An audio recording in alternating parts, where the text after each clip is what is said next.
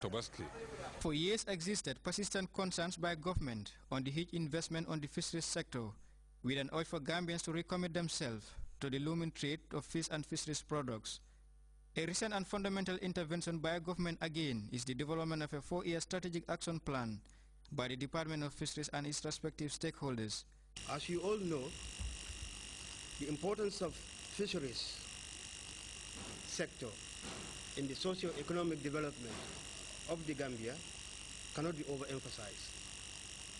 Therefore, government developed a comprehensive fisheries policy with a well-defined strategic actions. It's basically about a strategic action plan that is from the 2012 to 2016. And actually there are policies that are in place, but the policies cannot be achieved without having a strategic plan.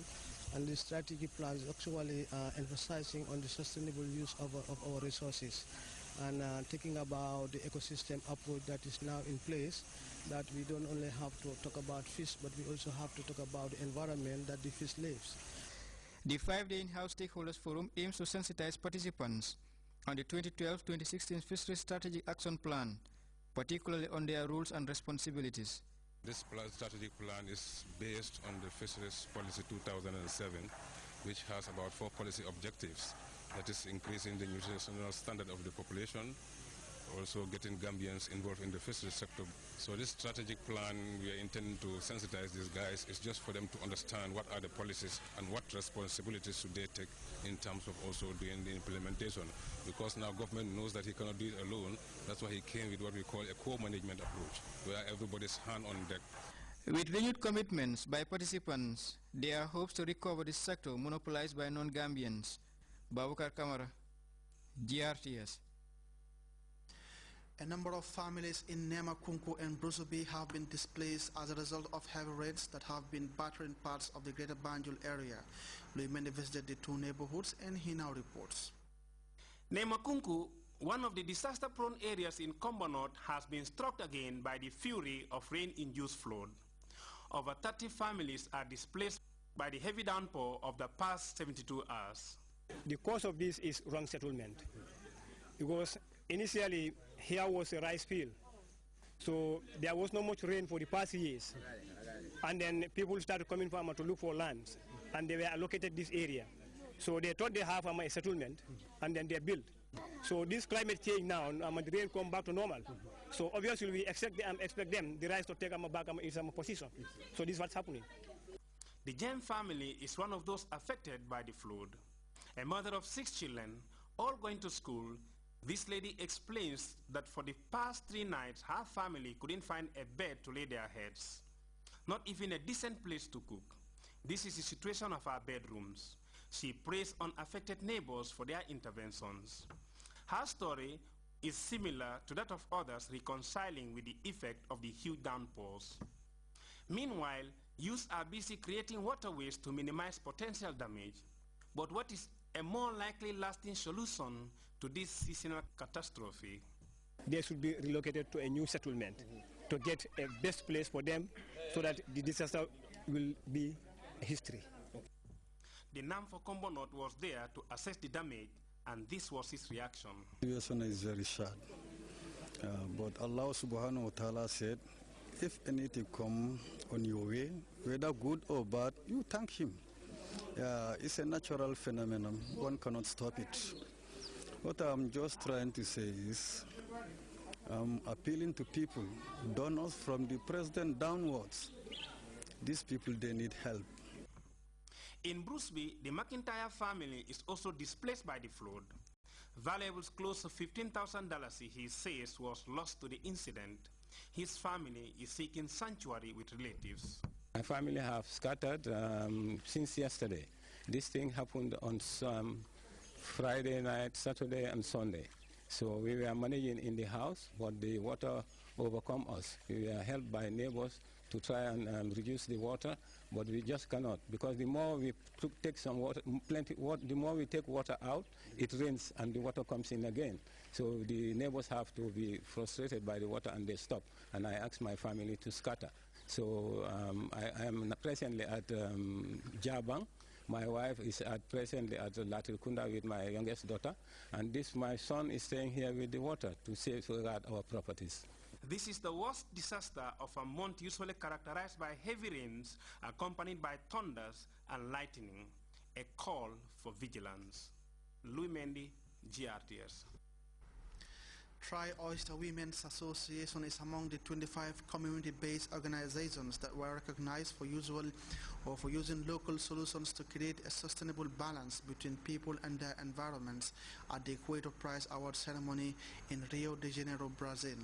Over 800 local organizations were vying for the award, which comes courtesy of the UNDP under its Equator Initiative. Fatmata Simaha reports on recent events meant to celebrate the achievement.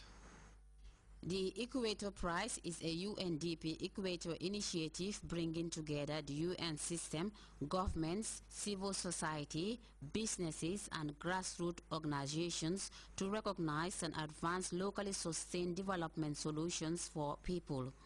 Tri-Oyster Harvesters Association has been working tirelessly towards building a momentum in the international arena. For these women who labor day in and out just to sustain their families, winning such a reputable award means a lot in achieving their development aspirations. The Equator Prize is worth celebrating, for this marks another milestone in the development process of the Tri-Oyster Association.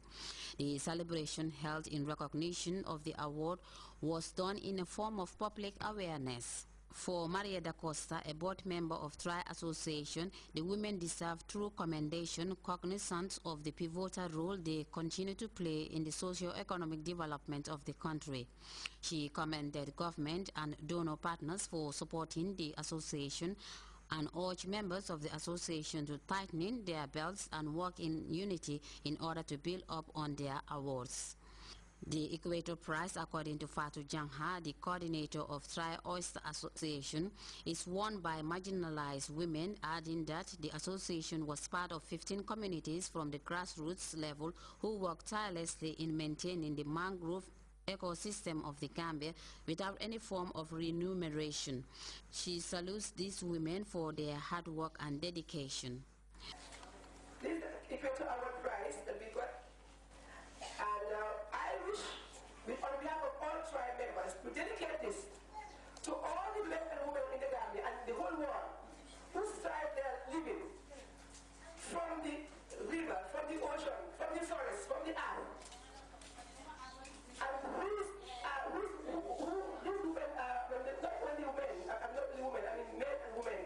who are marginalized.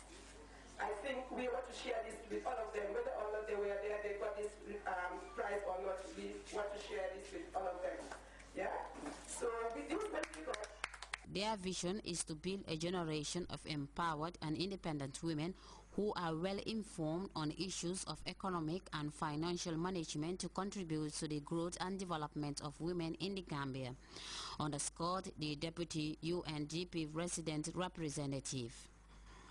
The UNDP SGP support was aimed at sensitizing and training women oyster harvesters in the sustainable conservation, management and development of the mangrove ecosystem in order to enhance increased oyster and fish yields and ensure access to markets and finance with the ultimate aim of reducing poverty within the fisheries and oyster subsectors. The program was punctuated with music and dance. Fatoumata Simaha, GRTS. You can monitor GRTS Radio live on our website at www.grts.gm. We'll be back with more stories right after this break. waxoon naa la nga registré ma de booba tey yaa ngi toog waxtu bi jot na de registré ma waay. waaye yow bu ma sonal la registré xanaa du gaay bi waxoon dañuy dog 15 of June dog nañ kenn. gis nga nag sa maas yee tax ñu yokkoon ko waaye on the 15th of September mooy last registré ma waay balaa on the 15th. man de registré naa. man de registré naa. man sax registré naa. mbokk mbokk yi képp ku registré wut sa sim card bi fexeel dem registré ji léegi balaa on the 15th of September mooy deadline bi amatul yokk ku registré wut sa sim card bi on the 15th of September dinañ dog sa line bi. su dee loolu la kon xaaral ma daw dem registré.